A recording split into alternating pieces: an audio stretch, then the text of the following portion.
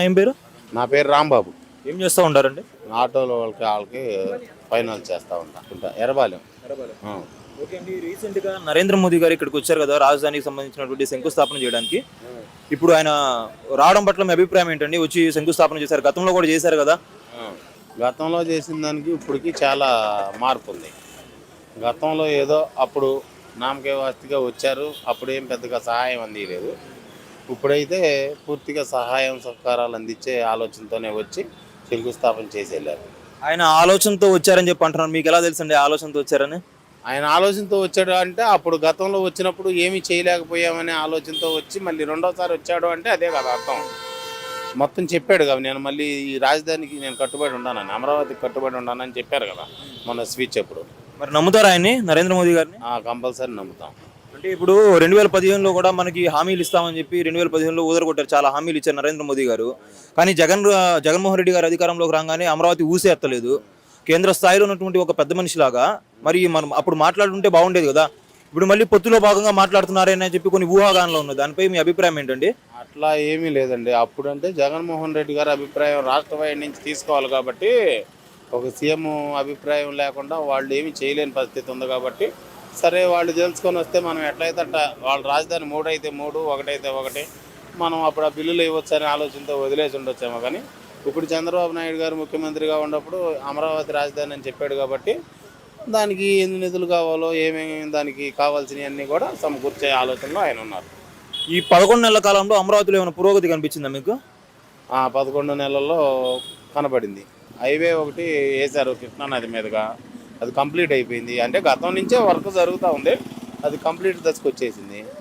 Main roads highways, రాజధానిలో ఉన్నటువంటి main road highways, ఆ ఎస్ఆర్ఎం, అమృత, ఇట్టు కాలేజీల దగ్గర ఉన్నటువంటి హైవేస్ మొత్తం క్లీన్ చేసి వాటిని ఏ అయితే ఉన్నాయో అవి కంప్లీట్ చేసే పనిలో ఉన్నారు. ముందు రోడ్లు వేసే పనిలో ఉన్నారు. రాజధానికి సంబంధించిన రోడ్లు పెద్దవి ఒక 4-5 వేసే పనిలో ఉన్నారు. అవి వేసిన తర్వాత ఒక రాజధానిలో బయట నుంచి వచ్చిన వాళ్ళంతా తిరిగి చూసి రాజధాని ఇది ఇక్కడ కట్టబోతున్నారు, ఇది చూపించాలంటే రోడ్లు కావాలి కదా, అందుకని రోడ్లు వేసే పనిలో ఉన్నారు. సరేనండి. ఇప్పుడు రాజధానికి సంబంధించినటువంటి ప్రతి రూపాయి, అంటే పునర్నిర్మాణానికి కావాల్సినటువంటి ప్రతి రూపాయి కూడా బ్యాంకుల నుంచి కావచ్చు, లేకపోతే కేంద్ర ప్రభుత్వం నుంచి కావచ్చు, మనం అప్పుల రూపాయలు తీసుకుంటున్నాం. ఆ అప్పులు మొత్తం కూడా మనకి సకాలంలో వస్తాయంటారా? అంటే కంప్లీట్ చేసుకోవడానికి 3 ఏళ్ళ డెడ్ లైన్ పెట్టుకున్నారు కదా వీళ్ళు. బ్యాంకుల నుంచి అప్పులు ఇచ్చినా ఇవ్వకపోయినా, కేంద్రం సహాయం చేసినా చేయకపోయినా, అమరావతి రాజధాని అనే దానికి ఎవరు సహాయం చేయాల్సిన అవసరం లేకుండా అమరావతి ప్రాజెక్టుని చంద్రబాబు గారు నిర్మించారు.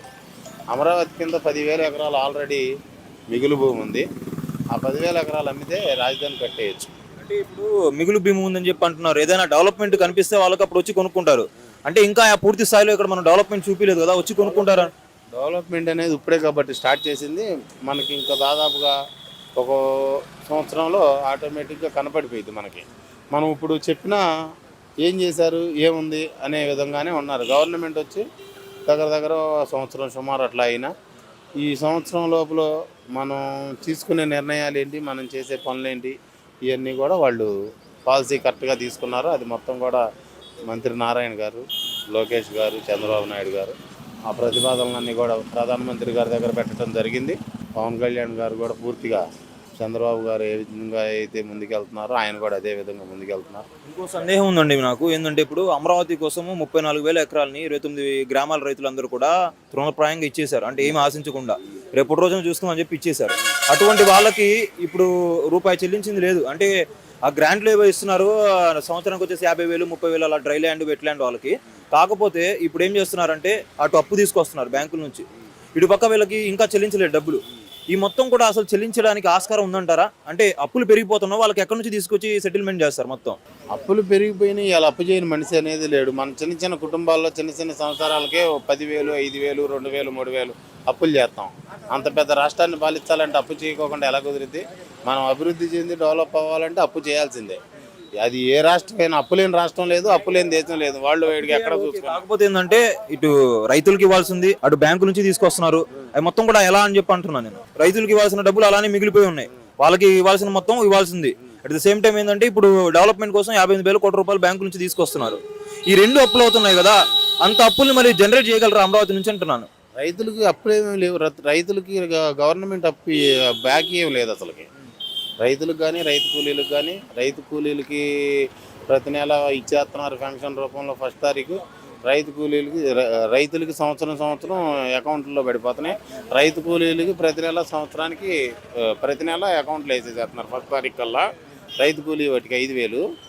కౌలు మాత్రం కంపల్సరిగా రైతులందరికీ కూడా చంద్రబాబు నాయుడు గారి టైంలో ప్రతి సంవత్సరం వేసేవాళ్ళు. చంద్రబాబు గారి రంగాల్లో ఆ పెండింగ్ అమౌంట్ మొత్తం రిలీజ్ చేశారు. ఇంకా ఏదన్నా కాస్త పెండింగ్ ఉన్నా కూడా అది ఇమీడియట్గా రిలీజ్ చేసి రైతులు నష్టపోకుండా చంద్రబాబు గారు నిర్ణయం తీసుకుంటారు. మీరైతే కంప్లీట్ అవుతుందని చెప్పి అనుకుంటున్నారా?